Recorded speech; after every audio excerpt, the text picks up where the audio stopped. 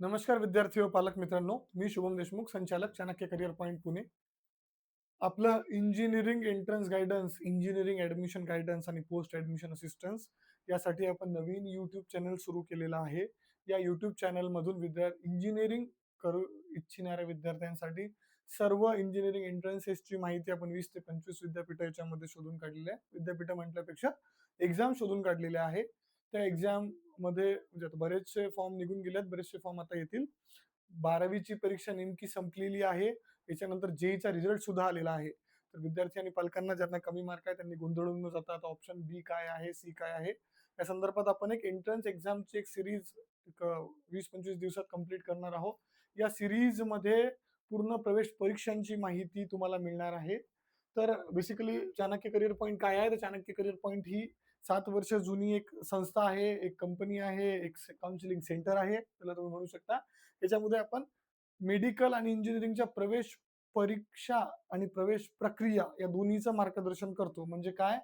तर रजिस्ट्रेशन पासून म्हणजे इंजिनिअरिंगचं उदाहरणार्थ जेई-सीईटीच्या फॉर्म भरण्यापासून तर कॉलेज मिळेपर्यंतची संपूर्ण प्रक्रिया आपण याच्यामध्ये करून देतो. यामध्ये लागणारी कागदपत्रे कुठली असतात, प्रोसेस कशी असते, कॉलेजेस कुठले असतात, त्यांच्या फीस काय असतात. इंजिनिअरिंगमध्ये बघायला गेलं तर ऑटोनॉमस, नॉन ऑटोनॉमस कॉलेज काय असतात, 70-30 कोटा काय असतो किंवा एन-आय-टीची प्रवेश प्रक्रिया, आय-आय-टीची प्रवेश प्रक्रिया, जेईई नंतर कुठल्या-कुठल्या ॲडमिशन म्हणजे कुठल्या-कुठल्या कॉलेजेसला ॲडमिशन होतात, अशा असंख्य प्रश्नांची उत्तरे म्हणजे चाणक्य करिअर पॉइंट आहे. तर आपण आतापर्यंत हजारो विद्यार्थ्यांना आतापर्यंत गाईड केलेलं आहे आणि आय-आय-टी, एन-आय-टीज म्हणजे त्यांचे स्वप्न जे विद्यार्थी आपला कॉलेज मिळण्याचं स्वप्न बघत होते, त्यांना आपण पूर्णत्वास चाणक्य करिअर पॉइंटच्या माध्यमातून नेलेलं आहे. थोडक्यात आपण तुम्ही म्हणता सर, की मग आपण या सीरीजमध्ये काय बघणार आहोत किंवा या चॅनलच्या अंतर्गत कुठलं-कुठलं गाईडन्स मिळणार आहे. तर सुरुवातीला आपण एंट्रन्स गाईडन्स या पॉइंटकडे स्टिक राहू. 2 टाइपचे आपण एक्झाम इथे डिव्हाईड केलेले आहे. एक स्टेट लेव्हलच्या काही एक्झाम असतात, काही नॅशनल लेव्हलच्या एक्झाम असतात, काही स्टेट लेव्हलच्या एक्झाम असतात. उदाहरणार्थ महाराष्ट्रामध्ये कुठल्याही इंजिनिअरिंगच्या गव्हर्नमेंट किंवा प्रायव्हेट कॉलेजला तुम्हाला प्रवेश मिळवायचा असेल, उदाहरणार्थ सी मला प्रवेश मिळवायचा आहे, व्ही-जे-टी-आयला प्रवेश मिळवायचा आहे, पी-आय-सी-टी सारख्या कॉलेजला प्रवेश मिळवायचा आहे, एस-पी-आय-टी सारख्या कॉलेजला प्रवेश मिळवायचा आहे, तर त्यासाठी कुठली परीक्षा द्यावी लागते? तर ते सी ही झाली स्टेट लेव्हल एक्झाम. मग याच्यात जेईचा काही कोटा असतो ना सर, तर नक्की कोटा असतो. गव्हर्नमेंट कॉलेजला जेईचा कोटा नसतो. सी एक्सेप्शनल आहे. 20% जेईचा डायरेक्ट कोटा दिलेला आहे. जे की सी टेक्नॉलॉजिकल युनिव्हर्सिटी झाली आता, म्हणून जेईचा जास्त कोटा आला. बाकी कुठल्याही स्टेट गव्हर्नमेंटच्या कॉलेजला महाराष्ट्रामध्ये गव्हर्नमेंटच्या कॉलेजला एफिलिएटेड टू कुठलं विद्यापीठ असेल, तर जेईचा कोटा नसतो. त्यासाठी महाराष्ट्रात प्रवेश प्रक्रिया करायची असेल, तर सी महत्वाचं आहे देणं महाराष्ट्राचं. 12वीच्या एक्झामचा तुमचा स्कोअर बघितला जाईल. म्हणजे तुमचं ते मिनिमम बोर्डचा क्रायटेरिया बघितला जाईल आणि प्रवेश प्रक्रिया ही त्याच्यावरच होत असते. सी टेस्ट आहे. सेम तुम्ही कर्नाटकात प्रवेश घ्यायचा असेल, तर कर्नाटकात सी आहे. वेस्ट बेंगॉलमध्ये प्रवेश घ्यायचा असेल, तर वेस्ट बेंगॉल जेईई आहे. मग आपण सर इतर राज्यातले विद्यार्थी इथं परीक्षा देऊ शकतो का? तर नक्की देऊ शकतो. नंतर कोमेडके हे कर्नाटकातल्या प्रायव्हेट इंजिनिअरिंग कॉलेजसाठीची वेगळी प्रवेश परीक्षा असते. ही खूप महत्त्वाची परीक्षा आहे. ज्या विद्यार्थ्यांना रमैया, बी-एम-एस, आर-व्ही हे जे बंगलोरचे टॉपचे कॉलेजेस आहे, मी जे सांगतोय रमैया, बी-एम-एस, आर-व्ही सारखे कॉलेजेस, त्यासाठी त्यांना कोमेड-के नावाची परीक्षा ही द्यावी लागते. आपण एक ओव्हरव्ह्यू आजचा घेतोय. पुढे जसे-जसे आपण व्हिडिओ येत जातील, तेव्हा प्रत्येक परीक्षेची माहिती, त्याचा क्रायटेरिया, त्याचा एक्झामचा पॅटर्न किंवा त्याच्या महत्त्वाच्या तारखा या सगळ्यांची माहिती आपण येणाऱ्या वेळेत घेऊन येणार आहोत.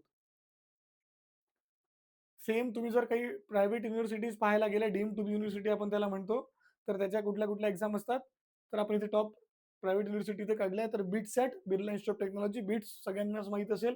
त्यानंतर व्ही-आय-टी हे पण महाराष्ट्रात बऱ्यापैकी सगळ्याच विद्यार्थ्यांना माहीत आहे. वेल्लोर इन्स्टिट्यूट ऑफ टेक्नॉलॉजी त्याची एंट्रन्स एक्झाम.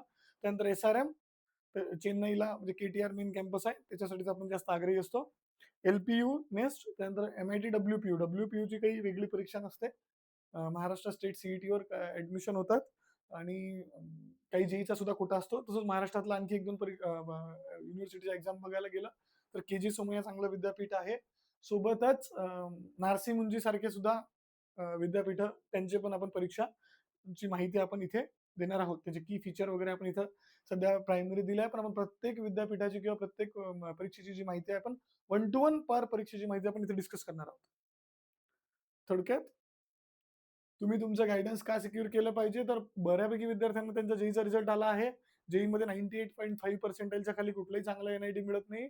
कॉम्प्युटर आणि अलाइड म्हणजे कॉम्प्युटर सारखेच म्हणजे आय-टी किंवा कॉम्प्युटर सोबतच आय-ओ-टी किंवा ए-आय अशासारख्या जर तुम्हाला ब्रांचेस पाहिजे असतील, तर तुम्हाला 98.5% पाहिजे.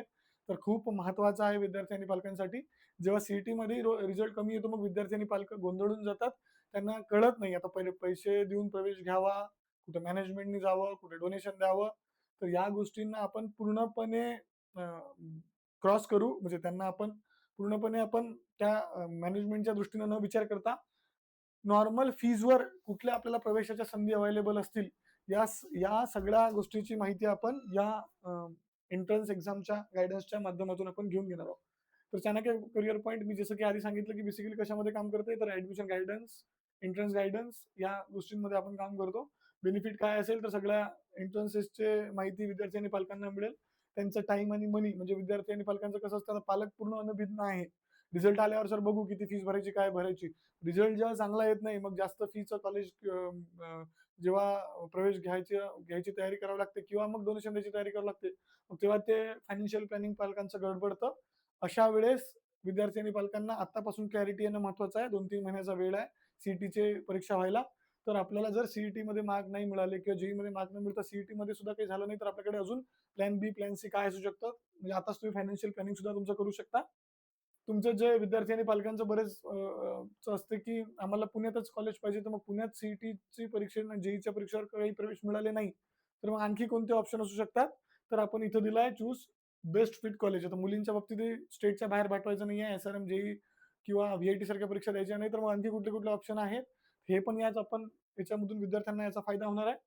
आणि आपण टॉप कोचिंग जसा विद्यार्थ्यांना, पालकांना त्यांच्या रिक्वायरमेंटनुसार गाईड करते, तसं आपण विद्यार्थी आणि पालकांना गाईड करू.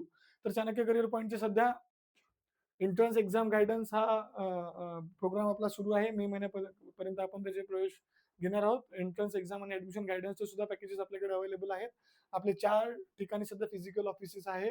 पुणे, अकोला, बुलढाणा, अहिल्यानगर या 4ही ठिकाणचे ॲड्रेस तुम्हाला स्क्रीनवर पाहायला मिळतील. अ, ज्या विद्यार्थ्यांना इंजिनिअरिंगमध्येच एंट्रन्स गाईडन्स, ॲडमिशन गाईडन्स ह्या दोन्हीमधले गाईडन्स पाहिजे असेल, अशा विद्यार्थ्यांनी लवकरात लवकर चाणक्य करियर पॉइंटला कनेक्ट करावं आणि आपली पूर्ण चांगलं इंजिनिअर व्हायची आणि पूर्ण प्रक्रिया अ, पूर्ण करायचे स्वप्न सुकर आणि सुलभ करावं. धन्यवाद. आणि अशीच माहिती मिळत राहण्यासाठी चाणक्य करियर पॉइंटच्या YouTube चॅनलला सबस्क्राईब करा. माहिती आपण सर्वांना यावर्षी फ्रीमध्ये देत आहोत. Thank you.